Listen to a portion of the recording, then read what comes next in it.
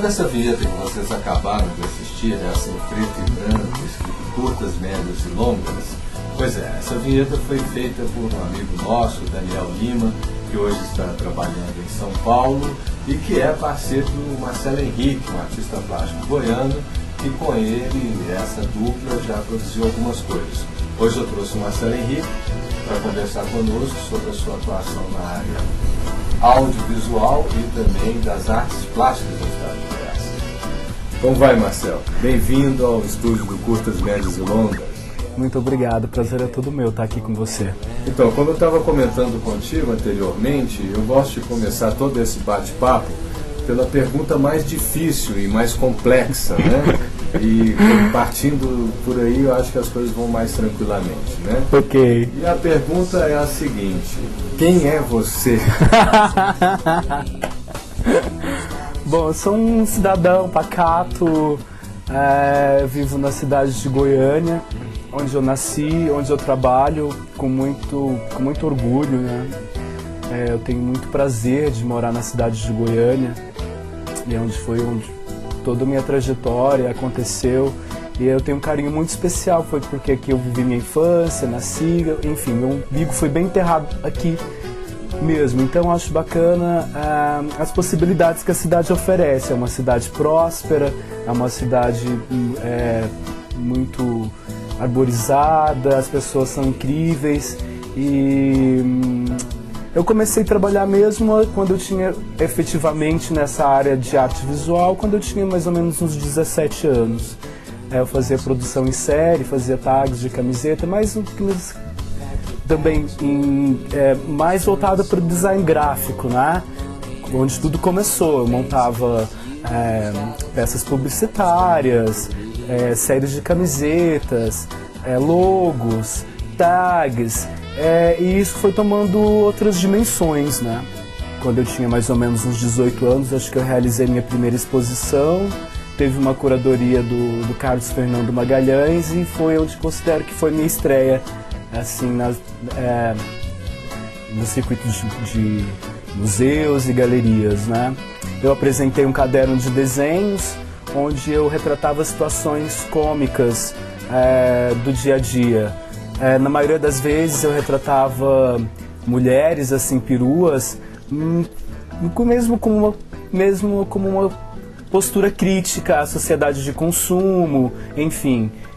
E foi através disso que meu desenho ficou conhecido, porque eu trabalhei muitos anos ao lado da jornalista Nadia Tim, que tinha uma coluna de arte muito, assim, bacana na cidade. Era uma coluna que era semanal e ali continha as tendências, o que estava acontecendo de mais legal na cidade. E eu tive a honra de trabalhar com essa também artista, né, da nossa cidade, juntamente com um amigo que também alternava as ilustrações comigo, que era o Heraldo de Souza. Então posso dizer que mais ou menos a minha história toda começa por aí, nesses meandros. Bom, mas a sua entrada no audiovisual foi com Daniel Lima ou você tem algum trabalho anterior a esse? Não, assim, eu gosto muito de registros, eu sempre me liguei muito com fotografia e tudo, mas eu nunca tive isso como um alvo específico, né? E acompanhei o Daniel em várias empreitadas na criação de vinhetas, inclusive pro FICA mesmo, né? Isso antes da gente ter uma parceria mesmo. E aí em 2006, ele trabalhou com o Leonardo Ribeiro, da Digital Filmes, e ele tinha um roteiro, sim, um argumento, né, que era muito bacana, e ele precisava de parceiros. O Daniel me lembrou do meu trabalho, assim, ele sempre gostou bastante do meu desenho, me fez esse convite, eu achei, assim, alucinante, e a gente começou um processo de meio de decupagem mesmo, de roteirização, mesmo porque o Leonardo tinha ideia, mas ele não tinha uma estrutura, né, do que realmente ele gostaria de fazer. E a partir disso a gente já começou a trabalhar na letra, o musical também, né, o Rap dos Bichos. A gente começou a empunhar mesmo, assim, de livre, espontânea vontade, mas com o direcionamento, assim, do Leonardo, né, a letra da canção, que é o que dá o mote pro filme, né. Foi uma experiência bacana. A gente trabalha com esse sistema meio kinestoscópico, né, que é de frames assim, de quadro a quadro, mas também um pouco subvertendo essa linguagem, né, porque a gente não trabalhou com lip sync, a gente fez uma coisa mais assim, sem seguir um padrão assim muito habitual, né?